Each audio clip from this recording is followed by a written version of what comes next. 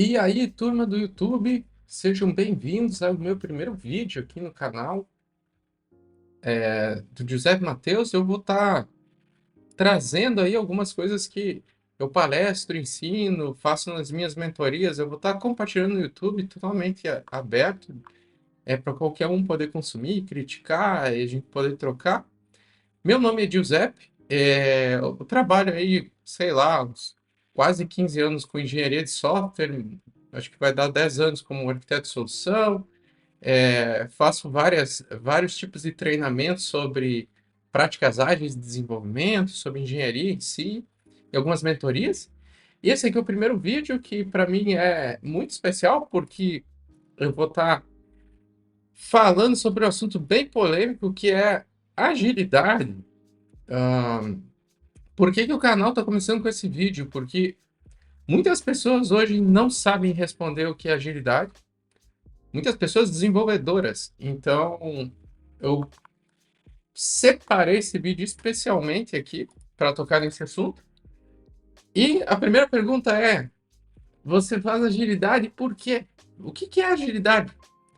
Se você é engenheiro sênior, tech lead, arquiteto aí na tua empresa, arquiteto de software, sei lá, tech anchor, se alguma pessoa chegasse para ti e perguntasse assim, cara, o que que é agilidade?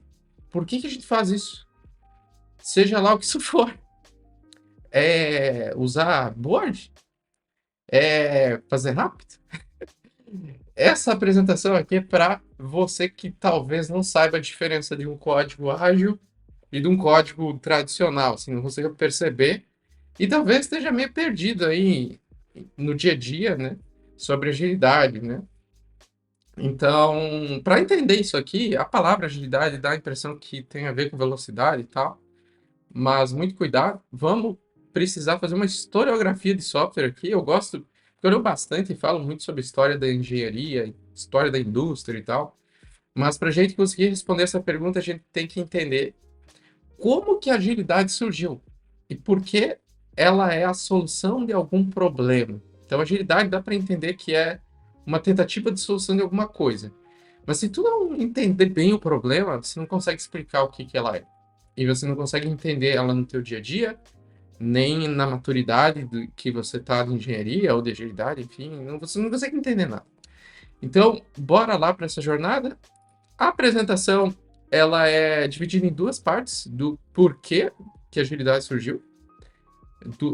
Ao invés de fazer uma apresentação extensa, eu dividi em duas partes diferentes, mas bora lá. Por que que a gente faz? A gente precisa primeiro entender a história do mercado. O que que era o Cascata? O que que era times de desenvolvimento naquela época? Como é que era a história da indústria? Os problemas que o Cascata tinha em relação à produção de software?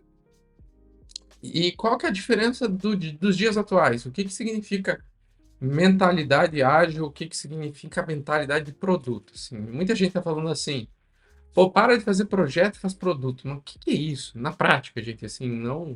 Ah, não no discurso, vamos ser fluido e tal. Não é isso, na prática, tá? É, e por que que o mundo, como que funcionava esse mundo planejado, né? O Cascata é muito comparado com plano. Você planeja algo a longo prazo e executa. Ideia. Vamos lá. Para entender isso, tem muitas áreas da indústria que utilizam esse formato aqui. Esse slide aqui é para falar um pouquinho sobre o PMI. Ele é um livro bem denso sobre gerenciamento de projeto, PMI. Ele estrutura tudo dentro de processos e etc e tal, mas para você não precisar ler esse livro gigante, antigo e tal, para você entender como funcionava a cabeça das pessoas naquela época, você tinha um portfólio da empresa que aglomerava ali todas as coisas que ela fazia e serviços que ela oferecia para as pessoas, ou coisas que ela estava colocando lá como o portfólio dela. E para tangibilizar esse portfólio, o que significa isso? Como é que eu tiro esse portfólio do desejo ou de uma apresentação e coloco ele em prática? Implanto ele na vida das pessoas, mudo o cotidiano das pessoas, faço ele. Ele era dividido em programas. E os programas em si eram divididos em projetos. E você tinha que gerenciar tudo isso, às vezes para 5 anos, mas agora comumente para um ano. Então, aqui um exemplo para entender bem essa mecânica, não vou entrar no detalhe técnico de PMI, mas só o importante para a gente seguir no nosso raciocínio é que o exemplo do programa Apollo, né, o portfólio da empresa. O programa Apollo era levar o homem à Lua. Só que se tu parar para pensar, pô, como que, assim, como que eu estruturo essas forças-tarefas e gerencio isso, né? Era dividido em programas. Então, vamos dizer aqui que para o programa Apollo, o programa um era o cálculo da janela de lançamento do ônibus espacial, e a estrutura física do ônibus espacial em si, né? Esse programa poderia ser separado em duas coisas, né? O projeto A poderia ser a carcaça, o combustível, a estação, enfim, toda a parte da física do ônibus espacial. E o projeto B poderia ser só vamos supor, o cálculo da janela, toda essa predição de como lançar, quando lançar, todos esses cálculos e tal, as velocidades que precisa, etc. O programa 2 poderia ser classificado como outro programa, dando um exemplo aqui, né? Programa de sobrevivência do astronauta. O que que ele vai comer, o que que ele vai vestir, qual que é o cotidiano dele, como é que a gente vai transportar esses suprimentos, como é que vai ser o oxigênio dele, enfim. Isso aqui tudo está fortemente relacionado para o sucesso da coisa como um todo. Por quê? Imagine que a gente termina o foguete, termina o cálculo de janela, termina tudo. Pô, esse time aqui brilhou, fez tudo perfeitamente, entregou tudo no prazo, tá tudo pronto. Mas esse time aqui não terminou a roupa do astronauta. Daí a pergunta vem: vocês mandariam o astronauta para a Lua sem a roupa dele? Não, né? Não tem como. Ou vamos supor que eles terminaram a roupa, mas faltou alimentação, né? Então, pô, vou mandar o cara para a Lua com roupa, com tudo, com equipamento, com janela, mas o cara não vai ter como sobreviver lá, como se alimentar. Então, assim, todo o programa estava relacionado e nada podia dar errado para funcionar. Então, a estrutura de programa e projeto é basicamente assim. Numa apresentação que eu fiz, eu recebi o feedback que a bomba atômica foi criada no mesmo sentido, na mesma estrutura de programas e projetos e tal, que deu origem ao cascata. Mas a indústria adotava isso aqui em escala, não só na indústria de software. Era comum isso aqui, é comum até hoje, na verdade. Para você organizar a empresa, planejar o budget anual, etc., de como você vai se estruturar para fazer as coisas, né? Só que para software, isso ficou esquisito. Foi adotado e com as décadas e com a adoção da galera, isso foi sendo praticado, só que se percebeu que em software isso não funcionava muito bem. Então eu gosto de fazer analogia com esse desenho aqui, que é um pouco antigo, né? Mas quem assistia entende. Esse desenho da Luna Tunes, para mim, é o Cascata em si. É um desenho que, se você assistir, você entende o que os times estavam tentando fazer. Aonde o Coyote dá para dizer que eram os times na época, e o Papaléguas era o objetivo dos times. Era tudo baseado em plano. E o que acontecia no desenho? Alguma coisa saía fora do planejado, alguma coisa acontecia que mexia no plano do Coyote, e ele não dava certo. O Papaléguas se abaixava no momento errado, ou ele pegava um atalho, ou ele parava para fazer alguma coisa, ou acontecia alguma coisa no ambiente e o plano falhava. Isso era o cascata. Mas por que o plano falhava, gente? Porque você não tinha como prever o futuro. Então, analisando os projetos que eram feitos nessa maneira, eles tinham algo muito parecido com o que o Coyote fazia no desenho. Você tinha um cliente lá com uma dor e a primeira coisa que se fazia nesse tipo de projeto era alguém vai lá falar com o cliente para anotar tudo que o cliente precisa fazer e tal, etc. Aí aqui, gente, quem viveu essa época pode me ajudar a compor o slide e pode tentar indo pausando o slide e adivinhando os perfis e tal, porque acredito que muitos viveram em perfis diferentes nessa época, né? Então, naquela época, quem ia falar com os clientes era uma pessoa com uma estrelinha de analista. Um analista naquela época fazia entrevistas pesadas, assim, levava um tempo para tentar captar a necessidade do cliente, documentar essa necessidade e, de alguma maneira, chegar num acordo com o cliente de como ele ia atender essa necessidade ou resolver esse problema. Todo esse trabalho desse grupo de analistas geravam documentações bem pesadas, chamadas de especificações funcionais. Essas especificações funcionais, às vezes, entravam no detalhe técnico, algumas não, algumas sim, ia de cada um, de cada tipo de analista e tal, mas eles previam um futuro, para o futuro de implementação completa assim, do software, com todas as funcionalidades e etc.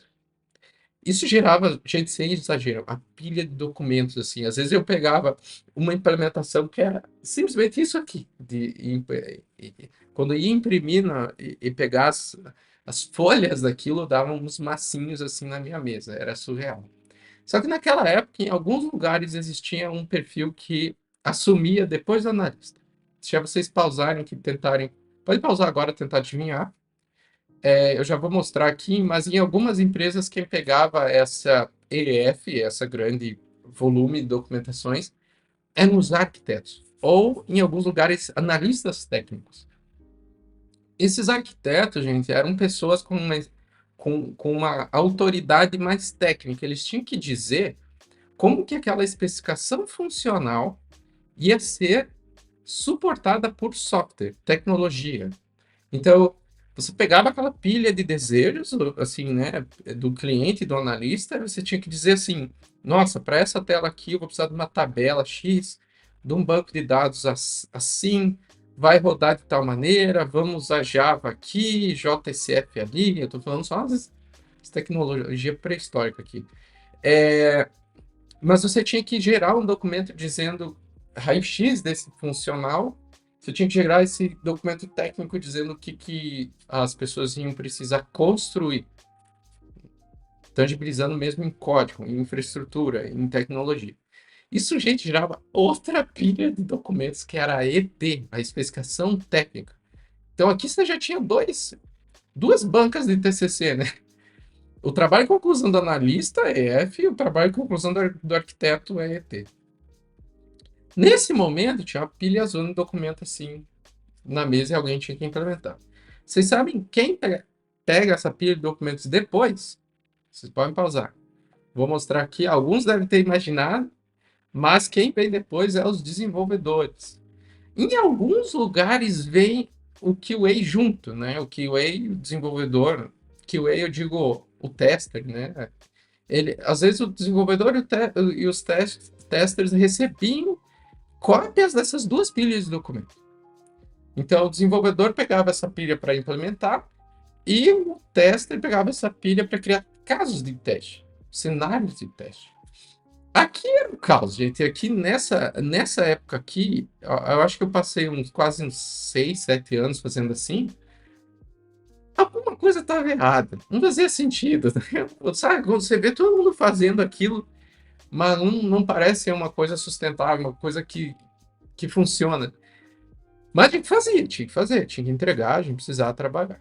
Aqui eu tinha dois documentos gigantes na minha mesa.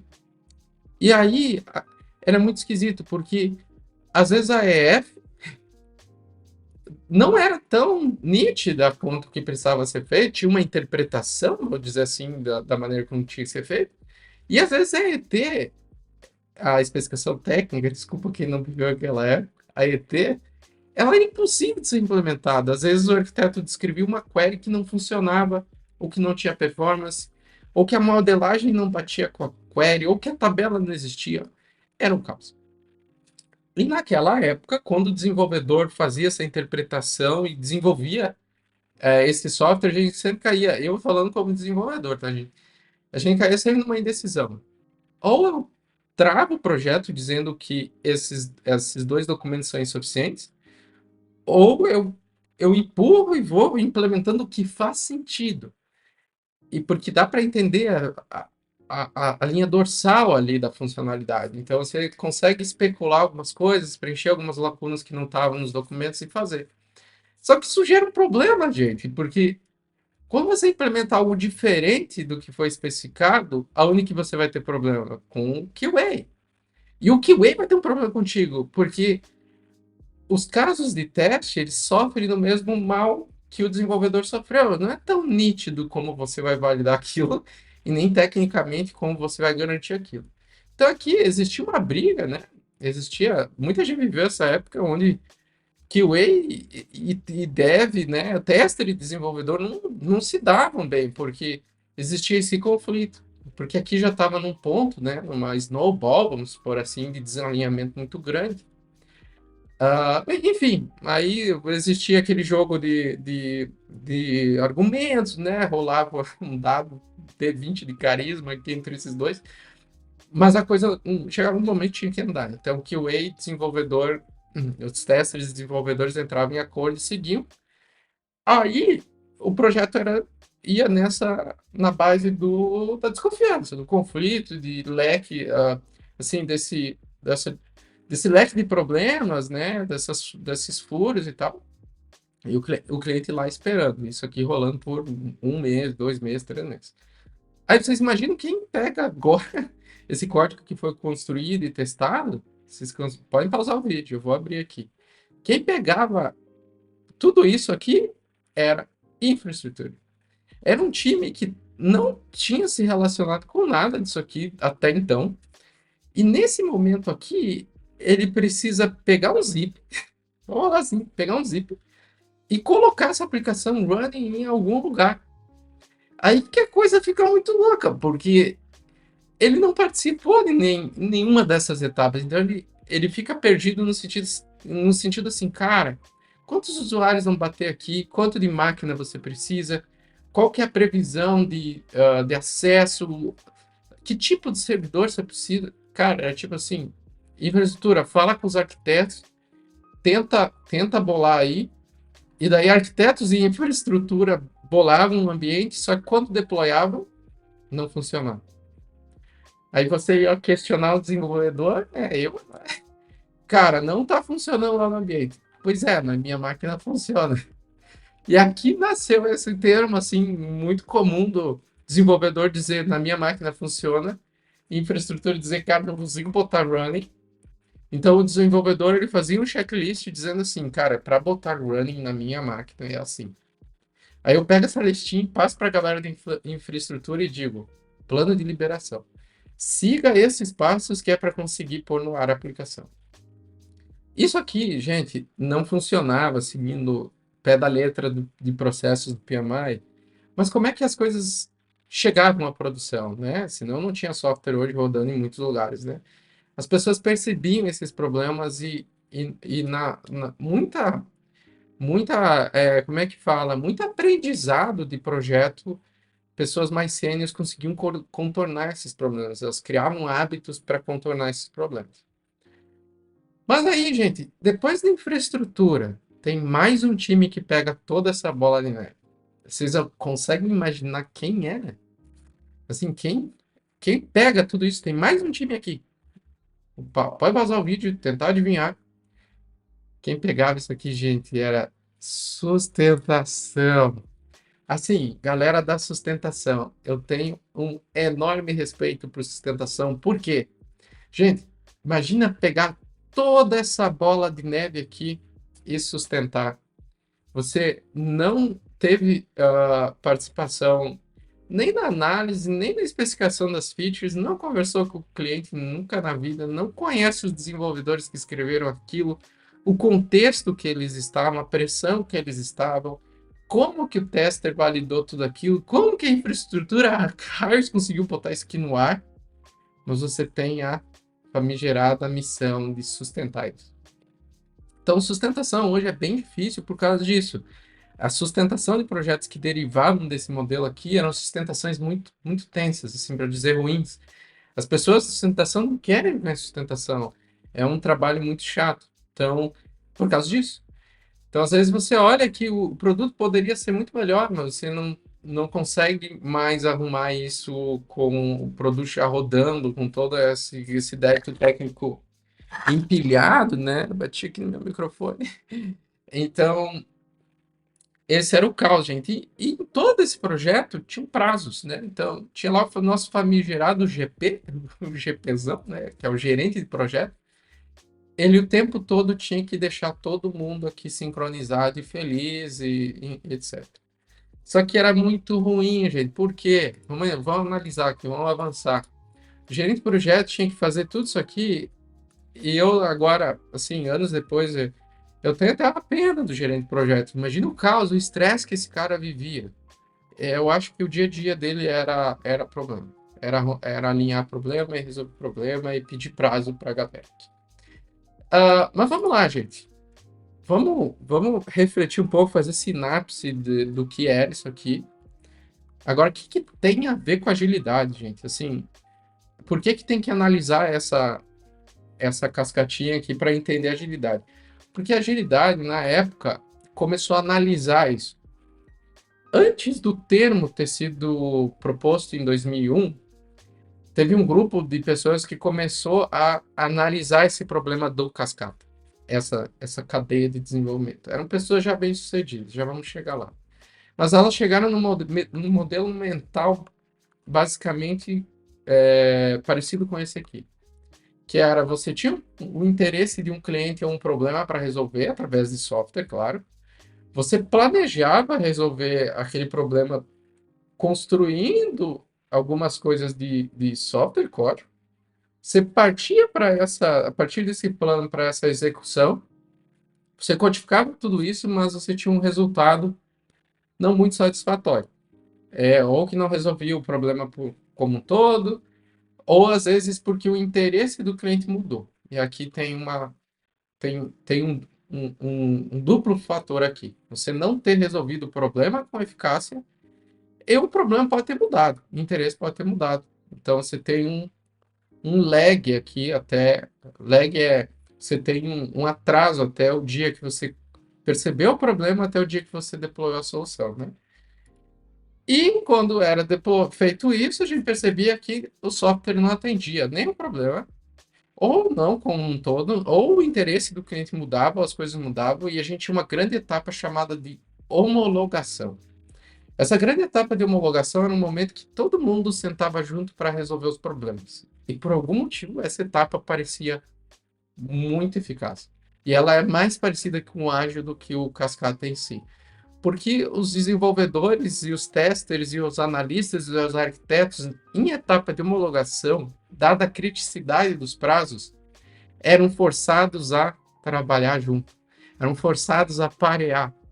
Então, naquela época, a gente era muito focado na ferramenta. Quando eu estava desenvolvendo, tinha um caso comigo, né? Tinha um tester que sentava do meu lado. Ele estava lá, eu codando, assim, né? Bem feliz. Aí chegava um e-mail, assim. E-mail, bug aberto, código tal, funcionalidade tal, né? Para o Giuseppe, para o Beto. Quem que mandou isso aqui? Ah, olha, não, foi o tester, mas ele está do meu lado. E ali, no mundo dele, por que que ele não me deu a cotovelada e mostrou o bug, tirou dúvidas do bug, para escrever ou pela ferramenta de um jeito muito mais nítido do que o bug se trata, mas até para entender se é um bug mesmo. A gente tá sentado um do lado do outro, mas conversando via e-mail. Olha que loucura. Né? Eu falava, pô, cara, foi tu que escreveu isso aqui, né? Então, assim, naquela época a gente era muito robótico, a gente era muito, cada um na sua bolha, no seu quadrado, era mais importante criar as coisas na ferramenta do que ter um software funcionando. Quando chegava em homologação, essa fachada de processo e ferramental caía. Então, em homologação, fazia o teste, não, vamos ver junto aqui, né? Fazia a gente parear, fazia a gente arrumar o software. Vamos lá, fazer um quiz aqui para vocês. Um projeto de sucesso é um projeto que seguiu o plano, que foi planejado lá do princípio, sem nenhum problema? O que vocês acham? Será?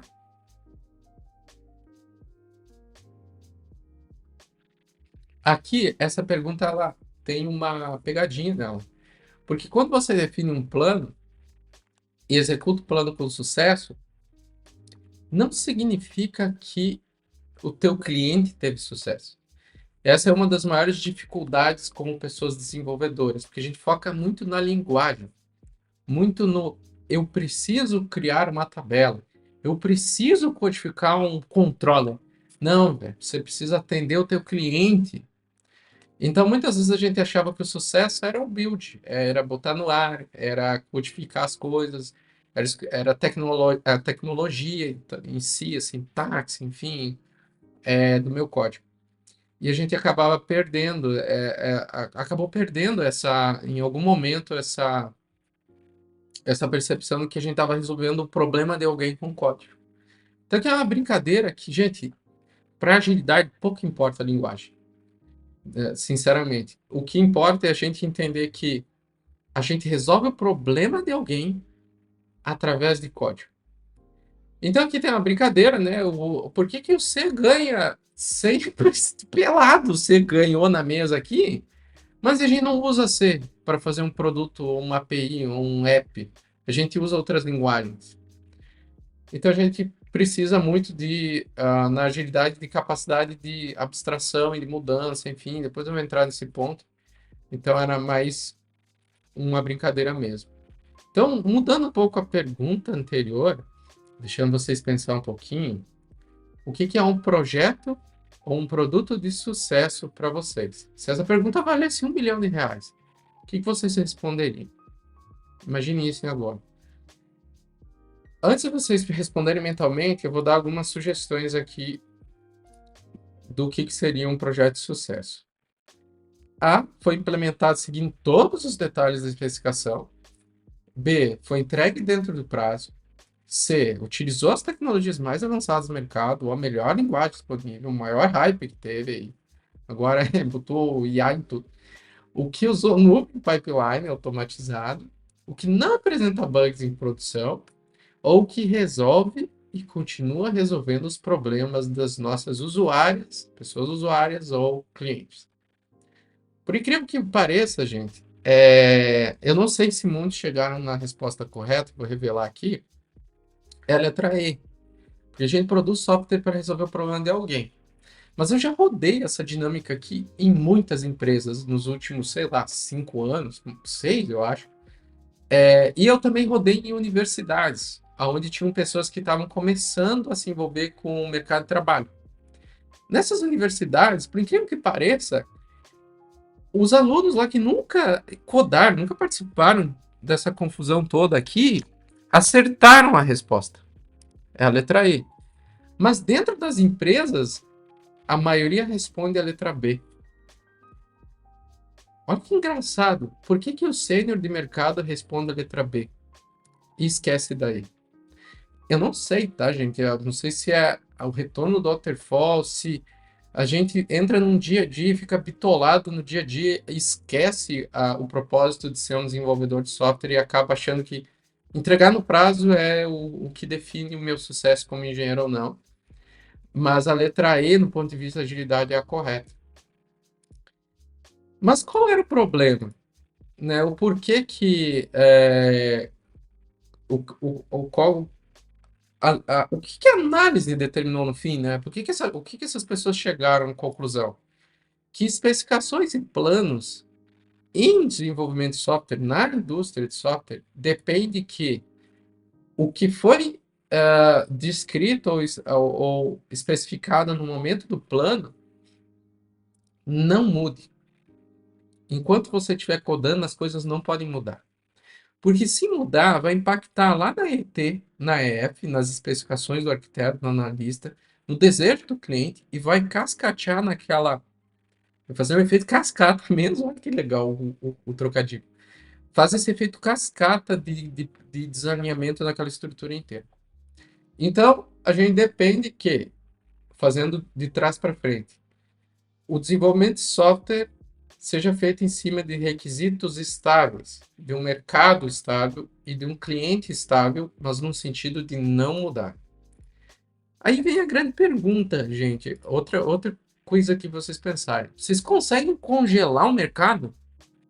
Assim, na boa, vamos planejar aqui um software para entregar daqui 3 meses. 3 meses era isso, tá, gente? Não era um ano. 3 meses. Tinha projeto de um ano, claro, mas eu tô falando 3 meses. Daqui 3 meses, nada pode ter mudado. Não pode ter acontecido nada. Não pode ter aparecido uma tecnologia nova, não pode ter, o mercado não pode ter mudado de direção, não pode ter nada. O cliente tem que continuar como ele estava. Gente, isso é impossível, né? Então aqui, o que que a gente pode fazer? Congelar os requisitos? Congelar o mercado? Dizer, concorrência, parem o que vocês estão fazendo, eu vou produzir o meu software. Não, impossível. Isso não existe. É uma ilusão, né? A gente deve remover dependências do tipo, eu consigo produzir um software que o cliente não dependa de uma certa maneira que eu consigo fazer sem falar com o cliente, sem alinhar com o cliente. Eu não conheço, gente, porque software resolve problema de pessoas. Não tem como você ter um software bom resolvendo problema que não existe. Então, não tem como remover as dependências das pessoas do problema do mundo real. Tudo hoje tem dependência entre si. Devemos usar as mudanças como algo positivo? Aí é uma grande filosofia. Ou de nenhuma das alternativas anteriores. Voltando aqui no ponto, palestras feitas em universidade, palestras feitas em empresas. Por incrível que pareça, sêniors em empresas, gerentes de projetos, respondiam a letra A. No porquê? Você dizia para o cliente assim, cara, você quer que eu faça uma tela azul, você vai ter uma tela azul. Se tu quiser mudar de cor, não tem como. Você vai ter que pagar para mudar de cor. Porque eu vou ter que refatorar o código, vou ter que ter retrabalho, vou ter que botar o dev fazer de novo, tem que testar de novo, tem que fazer tudo de novo. Então, tu não pode mudar. E a resposta das empresas era a letra A. As respostas nas universidades para os alunos cursando computação era a letra C. E a resposta correta, de novo, a galera que nunca entrou nesse mercado de trabalho respondia certo. E aqui ficava, poxa, como é que a galera que está entrando no mercado hoje entende? A galera. Por que, gente? A gente penalizava o cliente quando ele mudava. A gente dizia assim, ó, cara, já que a gente depende que os requisitos não mudem, vou te cobrar muito caro para mudar. Isso desencorajava o cliente de mudar, porque ele tinha que fazer o quê? Change requests. Ele tinha que fazer requisições de mudança, que ele tinha que desembolsar um dinheiro para fazer o analista mudar aquele documento gigante de especificação funcional, para o arquiteto entrar de novo, refazer o impacto naquilo no software e fazer essa cascata de novo. Então, e a letra C, ela começou assim, cara, será que eu consigo fazer um código? Prestem muita atenção agora nesse momento, tá, gente? Será que eu consigo fazer um código que se meu cliente precisar mudar amanhã, eu consigo mudar? Eu consigo ir lá trocar a funcionalidade ou alterar ela de maneira que isso seja algo normal? E se sim, se eu conseguir fazer isso, o meu cliente vai dominar a concorrência. Por que que o meu cliente vai dominar a concorrência? Porque a concorrência está fazendo cascata. Então, o que que é algo positivo de uma mudança? Se meu cliente for capaz de mudar rápido, e mudar rápido não é um problema para o desenvolvimento de software, esse meu cliente tem boas chances de dominar o mercado. Porque o resto do mercado está no cascata. E foi isso que essas pessoas começaram a pensar em fazer diferente. Eu vou vender para os meus clientes, eu vou fazer os meus softwares de uma maneira tão adaptativa que quem estiver fazendo cascata vai comer poeira. Literalmente comer poeira. E daqui uns anos, essa galera que está aqui fazendo, planejando e tal, vai ficar se perguntando assim, cara, o que o mercado está praticando? Porque ela ficou tão para trás que ela está perdendo cliente, perdendo market share, e ela fica olhando essas outras empresas mudando muito rápido e conseguindo construir de maneira muito rápida, né? Então, isso aqui, gente, era em 2001. Então, vamos focar muito mais em pessoas do que em processos. Porque a hora que eu foco em processo, eu travo as coisas, eu sou muito mais comando e controle. E quando eu foco em pessoas, eu foco muito mais na interação entre as pessoas, na felicidade delas, dizer assim, ou no propósito delas existirem naquele contexto, e eu consigo adaptar as coisas de maneira muito mais fluida e muito mais saudável do que comando e controle que penaliza e controla e trava tudo. Galera, quer dizer que, assim, só um disclaimer, né? Deixando nítido aqui para vocês, quer dizer que desculpa, quer dizer que o cascata planejado dava errado? Não, nem todos os cascatas davam errado. Assim, tinham projetos que o cascata era um projeto que funcionava para implementar um requisito de alguma lei, entrar em compliance com alguma coisa de segurança e tal. E a agilidade estava muito mais preocupada em atender usuários, atender pessoas, resolver problemas no dia a dia das pessoas, no mercado e tal. Mas eu não sei a métrica exata, mas parece que 80% dos projetos cascata tiveram problemas. Não foram projetos de sucesso. Fazer uma pausa aqui. Agora vamos para a parte mais prática aqui. Alguém conhece esse desenho? Já ouviu falar nesse desenho aqui? Esse desenho aqui, gente, nasceu antes de 2001. 2001 é quando foi cunhada a agilidade. Ele vem de um framework chamado XP, Extreme Programming. Ele parte do princípio que, pô, a gente precisa fazer diferente isso. Se eu não tenho uma especificação técnica, nem uma especificação funcional mais, como é que eu vou fazer? Como é que eu vou saber o que está acontecendo? Como é que eu vou conseguir fazer o meu código refletir esse novo jeito?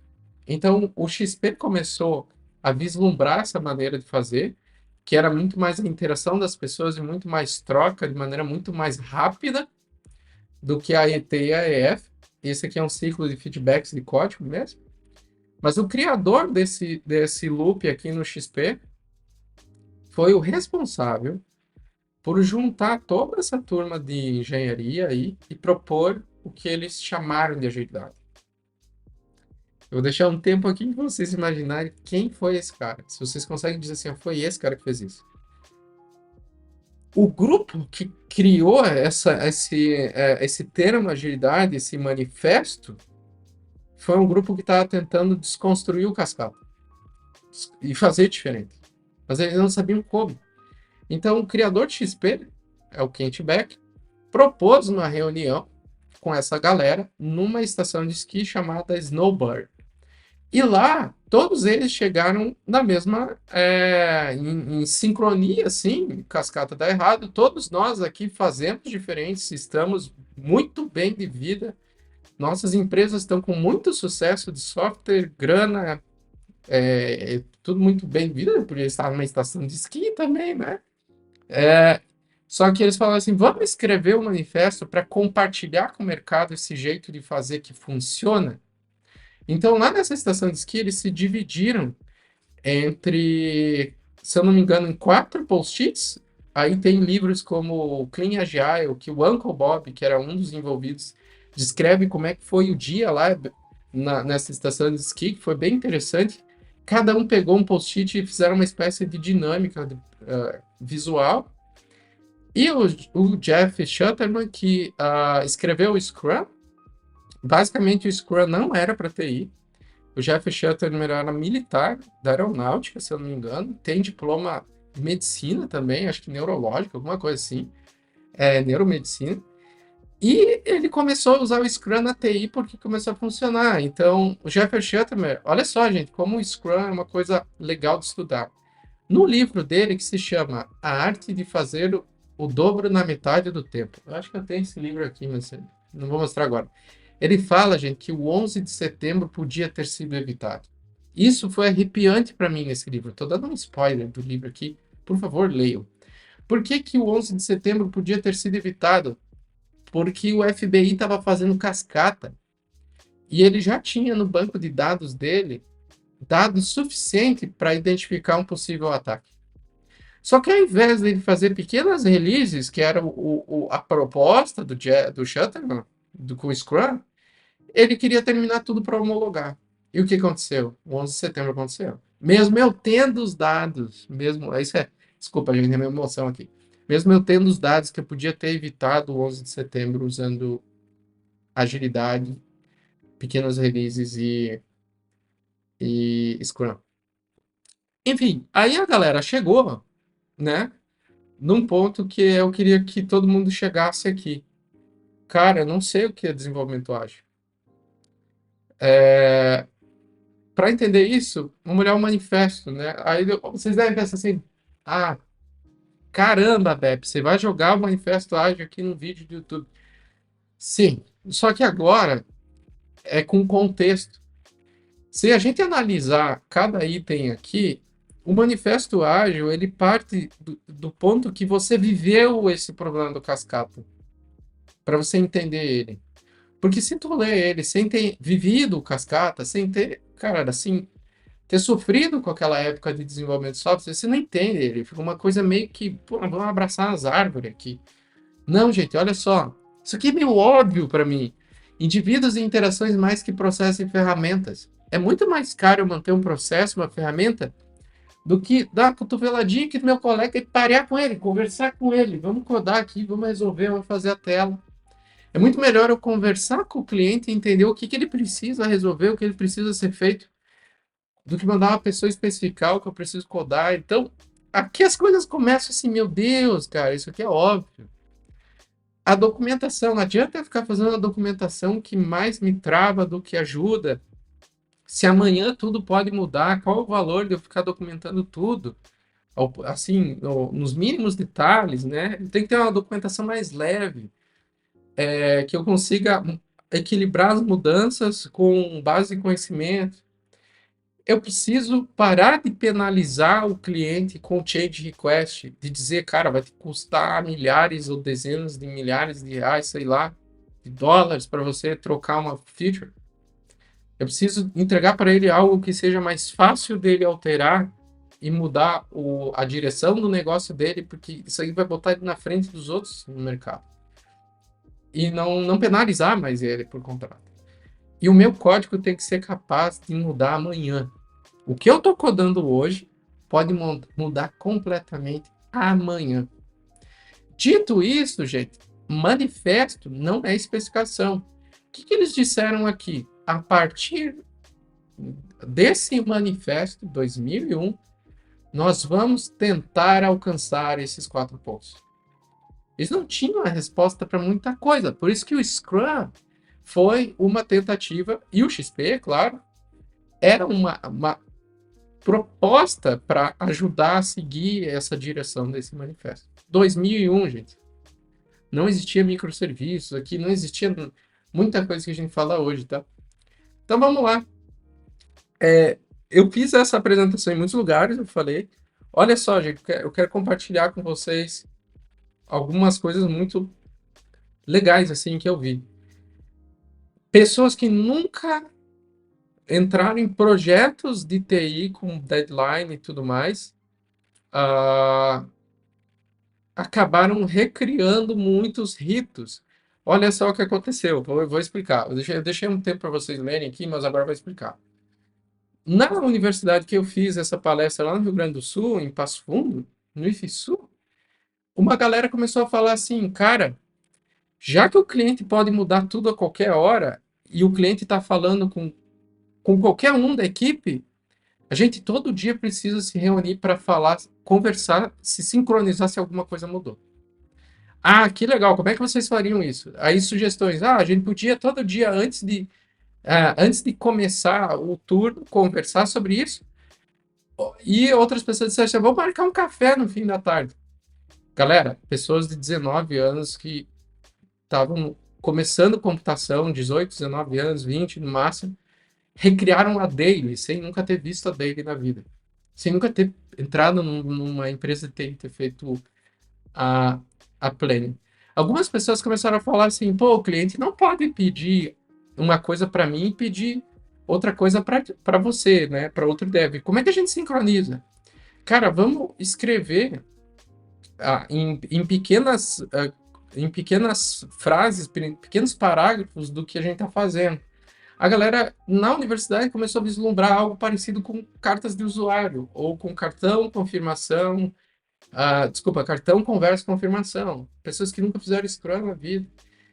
E uma coisa que me chamou muita atenção foi em uma palestra que eu fiz em Belo Horizonte, que a galera disse assim, cara, se meu código pode mudar completamente amanhã, e eu estou num time que tem 5 devs, a gente precisa estar na mesma branch.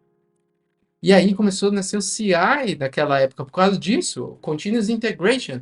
Se está todo mundo mudando tudo muito rápido, quanto mais tempo eu ficar longe da foto do repositório do time, mais difícil vai ser eu mergear o meu código. Porque pode ser que muito código que eu estou usando tenha deixado de existir para o time, porque o cliente tenha mudado. E o pessoal percebeu que precisava trabalhar com uma branch mais rápida, mais contínua, like trunk based. Então, assim, tu começa a entender que as práticas ágeis não podem ser tiradas de contexto. Porque muita gente vai dizer assim, ah, qual o valor do trunk based? Qual o valor do Scrum, do Sprint, do TDD? Não pode ser tirado de contexto, gente. Então, qual que é o contexto? Essência ágil é entender que meu código pode mudar amanhã.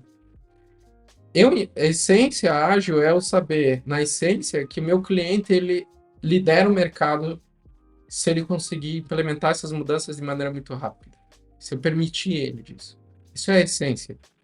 Eu não posso criar softwares que são tão engessados que bloqueiem essa essência. Mas a essência, gente, não põe as coisas em prática. Eu preciso codificar algo, eu preciso fazer algo. E daí a gente fala de fluência. Então, essência é entender o manifesto, entender o contexto, entender a crítica e a desconstrução do cascata e entender que a partir de hoje vamos fazer diferente. Essa é a essência.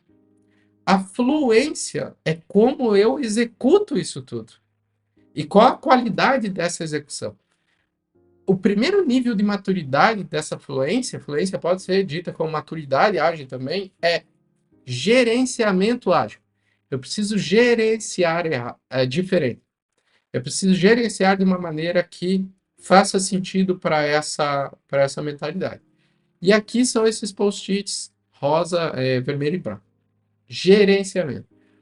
Então, uma empresa leva até 2 anos para dominar o gerenciamento ágil.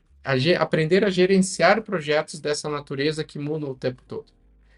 Mas só gerenciamento não basta. Vai chegar uma hora que vocês vão perceber COI de agilidade ou agilistas sofrendo, porque sofrendo não, com muita dificuldade num ponto que é uma barreira, que é o segundo ponto de maturidade de fluência ágil, que é como que o meu código reflete isso.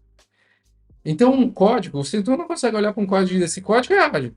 Pô, esse código aqui não é legal, porque, olha só, foi feito de um jeito tradicional que não dá match, você percebe.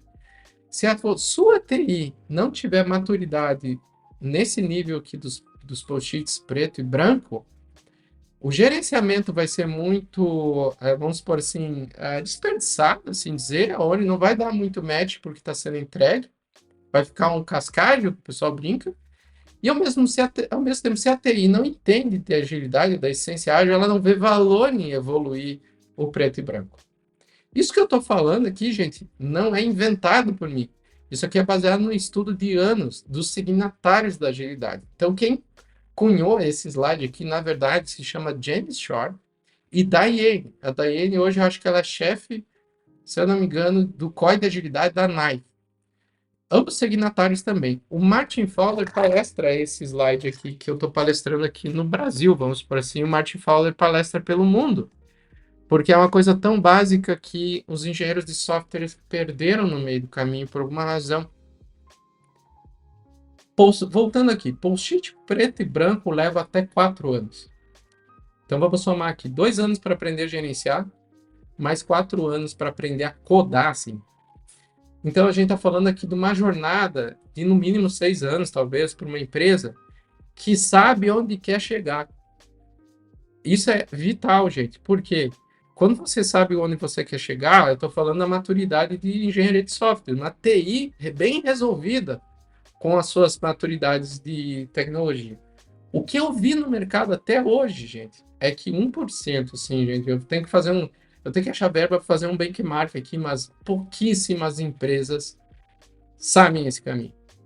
Infelizmente, 90% está fazendo a seguinte pergunta: o que o mercado está fazendo que eu vou copiar? Eu quero saber o que o concorrente está fazendo que eu vou copiar.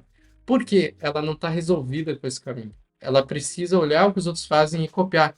Mas nem sempre seguir com a multidão significa que você está seguindo o caminho correto. E aqui tem uma barreira muito grande. Tem empresas que estão há anos, muito mais que 4 anos, sofrendo para implementar o preto e branco, porque não entendem esse caminho. E tem mais itens aqui, tá, gente? Eu coloquei só os principais aqui.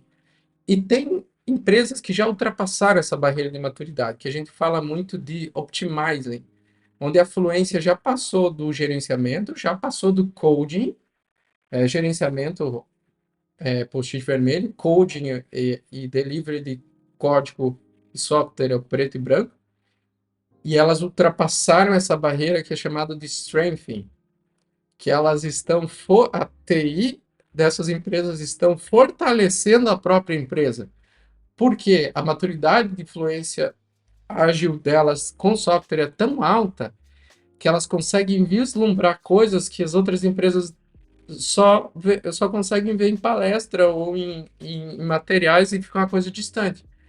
Por exemplo, o que eu estou vendo agora é um aumento expressivo de developer experience, mas é aquele copy-paste de mercado, não tem nem a parte preta e branca bem, quiçá a vermelha e querendo dar um salto lá em DX, querendo dar um salto lá em Data Driven ou querendo dar um salto lá em Globalization, plataforma da RS Pro. Por que querendo dar o salto? É porque outras empresas já fizeram essa jornada e para eu sobreviver nesse mercado, eu preciso acelerar essa jornada. Eu preciso chegar lá, nem que seja tentando copiar, fazendo um copy-paste dessa prática. Infelizmente, tem TIs assim.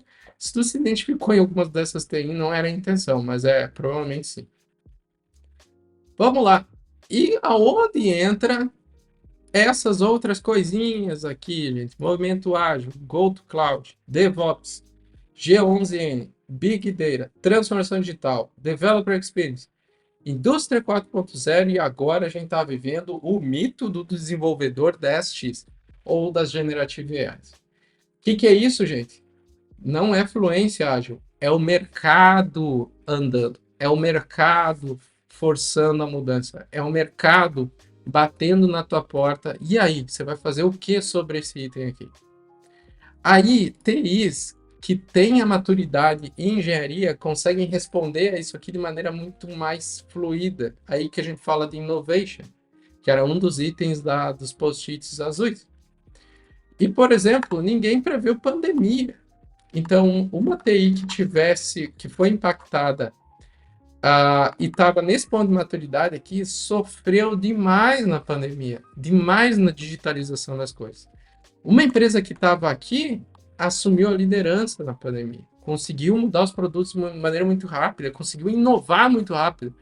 Então, isso aqui reflete a qualidade, vamos supor assim, a tua fluência digital, a tua velocidade de mudança e a tua resposta ao mercado.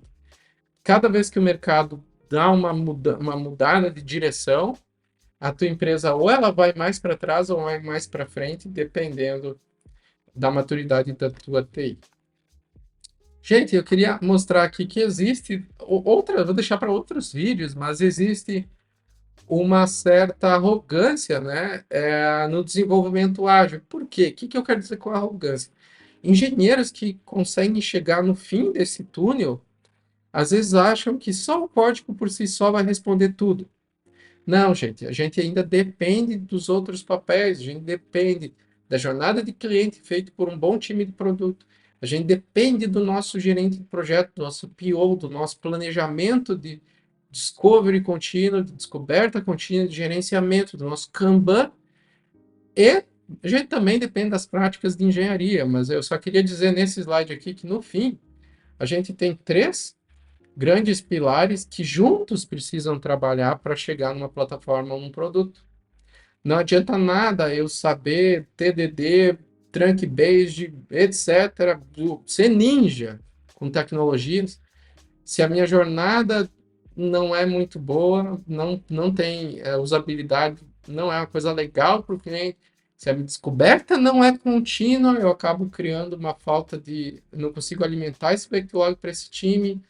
Ao mesmo tempo, se eu tiver essas duas coisas, mas esse time não conseguir implementar, eu vou ter que ficar refatorando a cada 6 meses, Não tem que ficar represando release, enfim. Tudo isso aqui precisa trabalhar junto, tá, gente? Ninguém tem sucesso sozinho nessa jornada. E não, gente, assim, fechando o vídeo, tá? Desculpa ele ser tão longo, porque as minhas palestras geralmente duram até 3 horas, 4 horas, é muito hands-on, é muita desconstrução, às vezes, de crenças que a gente tem. E não seja um programador. Comece a fazer engenharia e criticar as soluções que você está fazendo, no ponto de vista que tu está resolvendo o problema de alguém. Que você tem um propósito como pessoa, como engenheiro, que você trabalha no segmento. E pare de fazer código e comece a fazer engenharia. Por isso a brincadeira não seja um programador. Então, eu vou ficando aqui, gente. Espero que vocês tenham curtido uma apresentação comprida.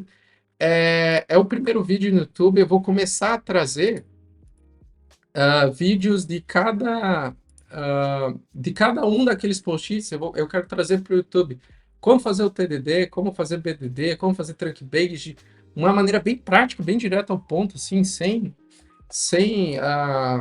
essa filosofia de software, sem essa loucura de temos que fazer sem muito contexto, mostrar na prática mesmo. E dá um like se você curtiu, se você quer tirar alguma dúvida, quer dar algum feedback sobre o vídeo, quer algum material específico, gostaria de um one-on-one para entrar em algo, se for mais teu estilo, comenta aí embaixo, deixa um like e dá um subscribe no canal que eu vou começar a semanalmente produzir esses materiais e você vai ficar sabendo muito rápido pelo sininho ali, né, que eu estou lançando algum material. E é isso, gente. Muito obrigado. Vou ficando por aqui. Aquele abraço. Valeu, gente. Tchau, tchau.